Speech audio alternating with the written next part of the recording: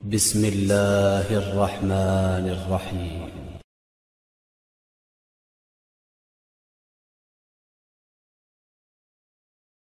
الحمد لله رب العالمين والصلاة والسلام على سيد المرسلين اما بعد فاعوذ باللہ من الشیطان الرجیم بسم اللہ الرحمن الرحیم۔ پچھلا درس ہمارا سورۃ النساء کی آیت نمبر 7 میں اختتام ہوا تھا، اسی سے ہم سٹارٹ کرتے ہیں۔ اس آیت مقدسہ میں اللہ تبارک و تعالیٰ نے مردوں کے لیے ایک حکم ارشاد فرمایا کہ زمانہ جاہلیت میں عورتوں اور بچوں کو وراثت سے حصہ نہیں دیتے تھے لوگ، تو اس آیت میں اس رسم کو باطل قرار دیا۔ اللہ تبارک و تعالیٰ نے ارشاد فرمایا للرجال نصیب مما ترک الوالدان وللنساء نصیب مما ترک الوالدان والاقربون مما قل منه او كثر نصیبا مفروضا، سورۃ النساء آیت نمبر 7۔ فرمایا مردوں کے لیے اس مال میں سے وراثت کا حصہ ہے جو ماں باپ اور رشتہ دار چھوڑ گئے، اور عورتوں کے لیے بھی اس میں سے حصہ ہے جو ماں باپ اور رشتہ دار چھوڑ گئے۔ مال وراثت تھوڑا ہو یا زیادہ، اللہ نے یہ مقرر حصہ بنایا ہے۔ یہ پچھلے درس میں بھی ہوا تھا۔ زمانہ جاہلیت میں کیونکہ عورتوں کو کوئی ویلیو نہیں دیتا تھا، عورتوں کے کوئی حقوق ہی نہیں ہوتے تھے، عورتوں کی عزت پامال کی جاتی تھی، عورتوں کو بالکل اس طرح سوچا جاتا تھا، سمجھا جاتا تھا کہ جیسے یہ کوئی مخلوق ہی نہیں ہے، تو ان کا کوئی حصہ وراثت میں ہونا تو دور کی بات ہے، انہیں حق مہر ہی نہیں دیا جاتا تھا۔ اسی طرح بچوں کے بھی کوئی حصہ میں شامل نہیں کرتا تھا۔ اللہ تبارک و تعالیٰ نے اس آیت مقدسہ کو نازل فرما کر اس رسم کو باطل کیا۔ اس سے یہ بھی معلوم ہوا کہ بیٹے کو میراث دینا اور بیٹی کو نہ دینا صریح ظلم ہے اور قرآن کے خلاف ہے۔ دونوں میراث کے حقدار ہیں، اور اس سے اسلام میں عورتوں کے حقوق کی اہمیت کا بھی پتہ چلتا ہے۔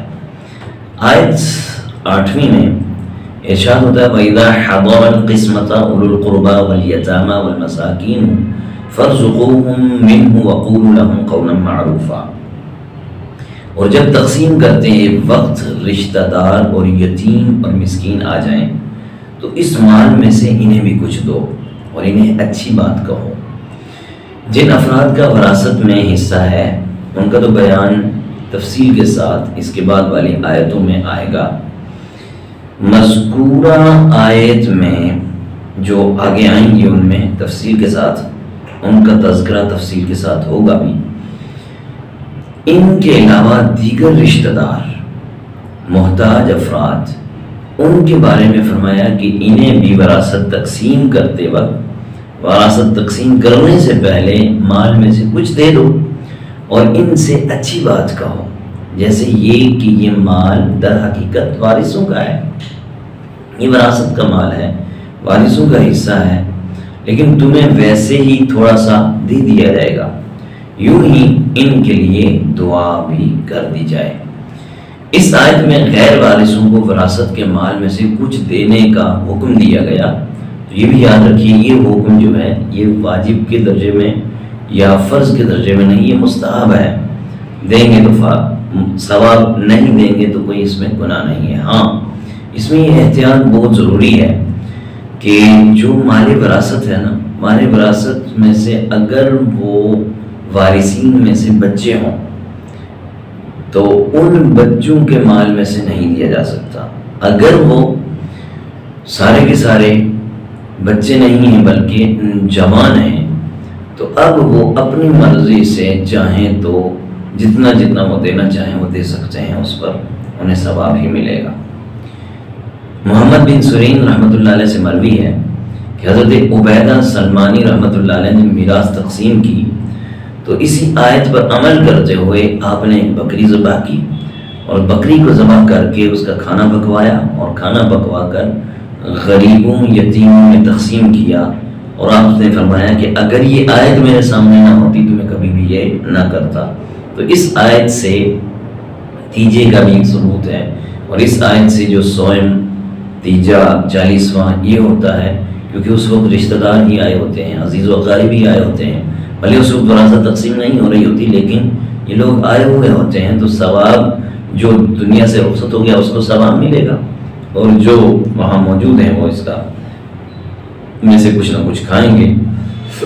اسی طرح در منصور میں ایک روایت ہے کہ حضرت عبد الرحمن بن ابو بکر رضی اللہ تعالیٰ عنہما نے جب اپنے والد کی میراث تقسیم کی تو اسی مال سے ایک بکری ذبح کروا کر کھانا پکوایا۔ جب یہ بات حضرت اما عائشہ صدیقہ طیبہ طاہرہ مفتی عفیفہ رضی اللہ تعالیٰ عنہ کی بارگاہ میں عرض کی گئی تو انہوں نے فرمایا عبد الرحمن نے قرآن پر عمل کیا، پھر آپ نے یہ آیت مقدسہ تلاوت فرمائی۔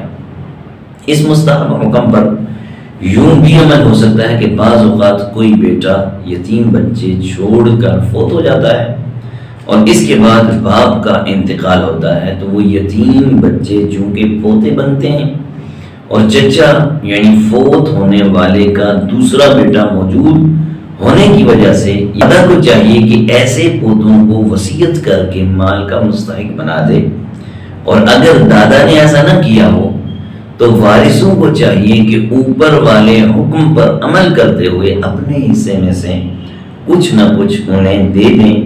اس حکم پر عمل کرنے میں مسلمانوں میں بہت زیادہ سستی ہے، بہت زیادہ سستی پائی جاتی ہے، بلکہ اس حکم کا تو بعضوں کو علم ہی نہیں ہے، علم ہی نہیں ہے۔ البتہ یہ یاد رہے کہ نابالغ اور غیر موجود وارث ہونا چاہیے۔ ایک اور بھی پوائنٹ یہاں پر ہے، ایک تو نابالغ کی وراثت میں سے کچھ نہیں دیا جا سکتا، ایک ان لوگوں کی وراثت میں سے نہیں دیا جا سکتا کہ جو وہاں پر موجود نہ ہوں۔ جو موجود ہوں تو ان کی وراثت وہ اپنے حق سے اپنے طور پر جو بالغ ہیں وہ اپنے طور پر دے سکتے ہیں، نابالغ کی اور غیر موجود کی وراثت میں سے کسی کو بھی نہیں دیا جا سکتا۔ اگلی آیت مقدسہ آیت نمبر 9 سورۃ النساء وَلْيَخْشَ الَّذِينَ لَوْ تَرَكُوا مِنْ خَلْفِهِمْ ذُرِّيَّةً ضِعَافًا خَافُوا عَلَيْهِمْ فَلْيَتَّقُوا اللَّهَ وَلْيَقُولُوا قَوْلًا سَدِيدًا۔ اس کا ترجمہ کچھ اس طرح ہے کہ اور وہ لوگ ڈریں جو آگے اگر اپنے پیچھے کمزور اولاد چھوڑتے ہیں تو ان کے بارے میں کیسے اندیشوں کا شکار ہوتے ہیں، تو انہیں چاہیے کہ اللہ سے ڈریں اور درست بات کہیں۔ یتیموں کے سرپرستوں کو یہاں پر ایک نصیحت کی جا رہی ہے کہ وہ یتیموں کے بارے میں اللہ سے ڈریں۔ جب یتیم ان کے پاس آئیں یا ان کی پرورش وہ کریں تو یہ تصور کر کے کریں کہ اگر ان کی جگہ میرا بچہ ہوتا، وہ یتیم ہوتا تو اس کی کیسی پرورش کی جاتی، تو اس طرح اس کی پرورش کی جائے۔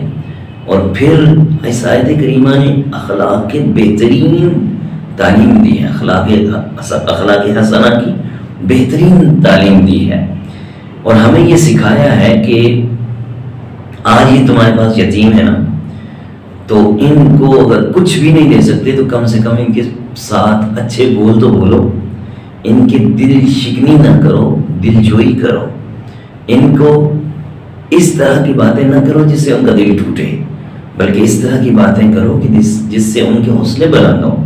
وہ تمہارے پاس آئے، وہ حوصلے پست والے آئے تو ان کو حوصلہ دو، بیٹا کوئی بات نہیں، میں موجود ہوں، میں آپ کے والد کی جگہ ہوں، والد تو نہیں لیکن والد کی جگہ ہوں، میں کوشش کروں گا، حد الامکان کوشش کروں گا کہ آپ کو کمی نہ لگنے دوں۔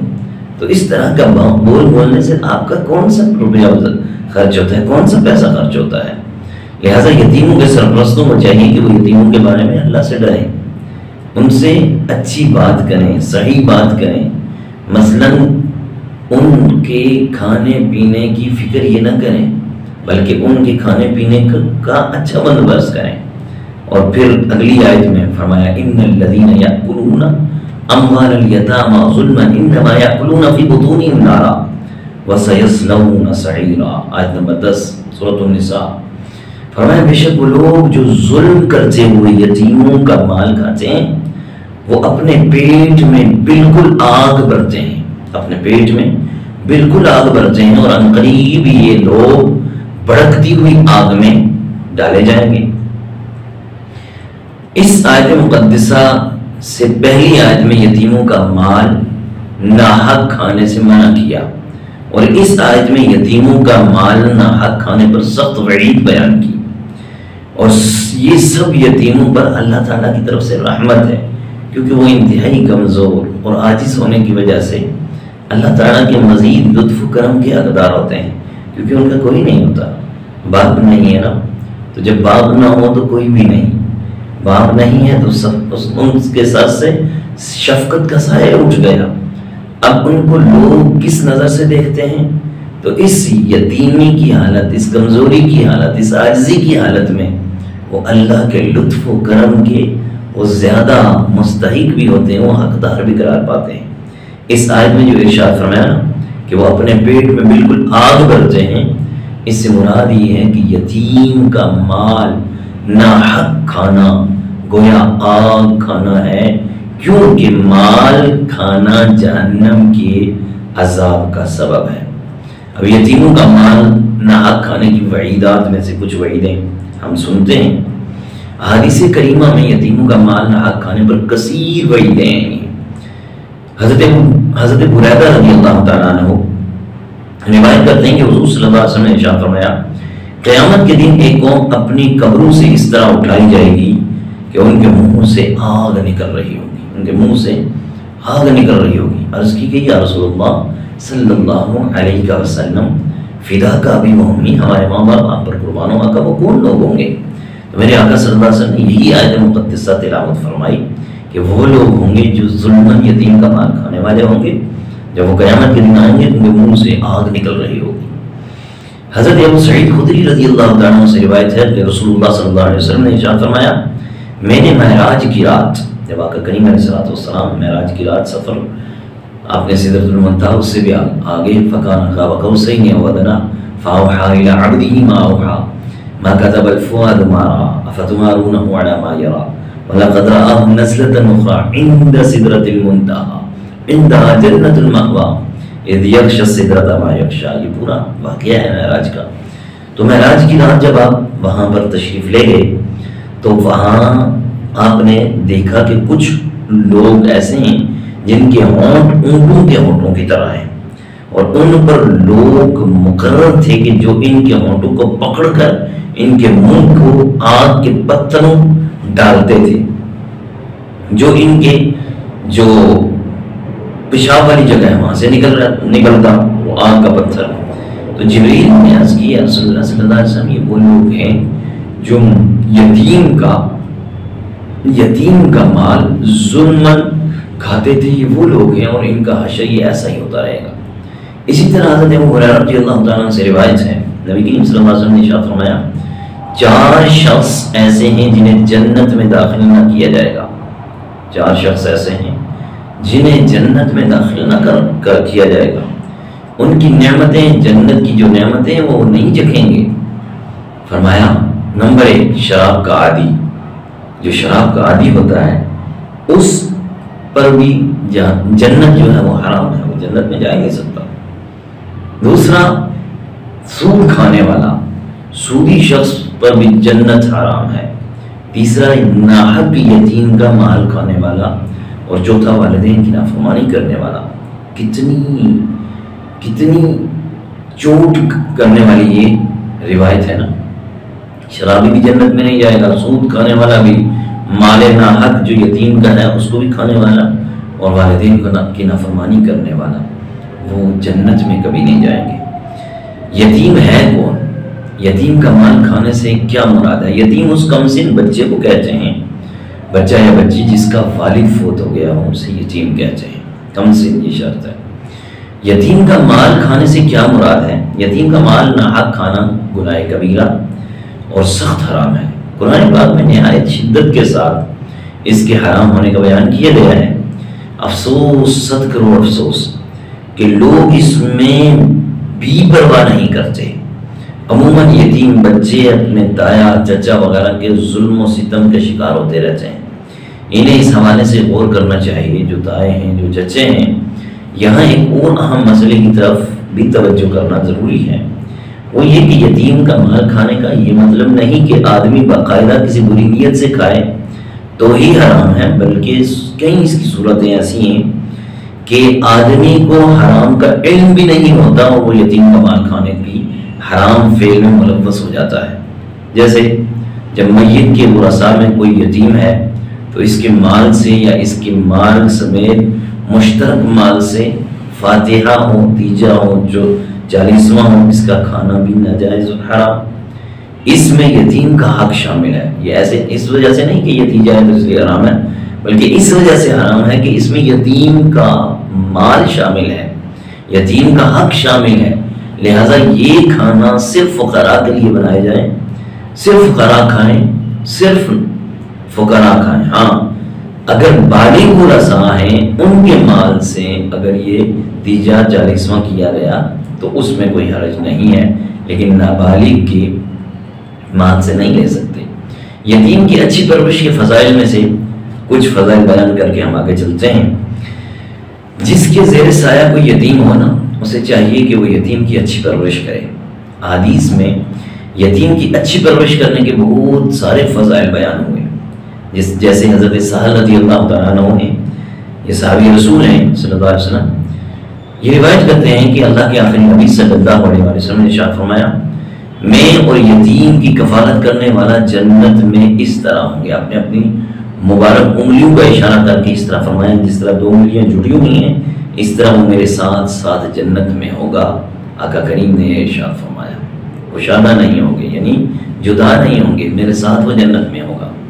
اسی طرح حضرت عبداللہ بن عباس رضی اللہ تعالیٰ عنہما، یہ صحابی ابن صحابی ہیں، روایت کرتے ہیں امام الانبیاء، فخر موجودات، احمد مجتبی، محمد مصطفیٰ صلی اللہ علیہ وسلم نے ارشاد فرمایا، جس نے مسلمان کے کسی یتیم بچے کے کھانے پینے کی ذمہ داری لی، اللہ تعالیٰ اسے جنت میں داخل فرمائے گا، مگر یہ کہ وہ ایسا گناہ کرے جس کے معافی نہ ہو، یعنی وہ ایسا شرک کر رہا ہے، کوئی کبیرہ گناہ کر رہا ہے جس کی معافی نہیں، تو وہ اس کا وہ جنت نہیں ملے گی، لیکن اگر ان گناہوں سے بچا ہوا ہے تو اسے جنت میں بھیجا جائے گا۔ حضرت ابو ہریرہ رضی اللہ تعالیٰ عنہ بھی، یہ صحابی رسول ہیں، یہ روایت کرتے ہیں کہ رسول اللہ صلی اللہ علیہ وسلم نے ارشاد فرمایا، مسلمانوں کے گھروں میں سب سے اچھا گھر وہ ہے جس میں یتیم سے اچھا سلوک کیا جائے، اور مسلمانوں کے گھروں میں سب سے برا گھر وہ ہے کہ جس میں یتیم کے ساتھ برا سلوک کیا جائے۔ یہ یتیم کے متعلق کچھ گفتگو تھی۔ اللہ تبارک و تعالی ہمیں صحیح معنوں میں سمجھنے کی توفیق عطا فرمائے۔ اللہ اللہ اللہ اللہ اللہ اللہ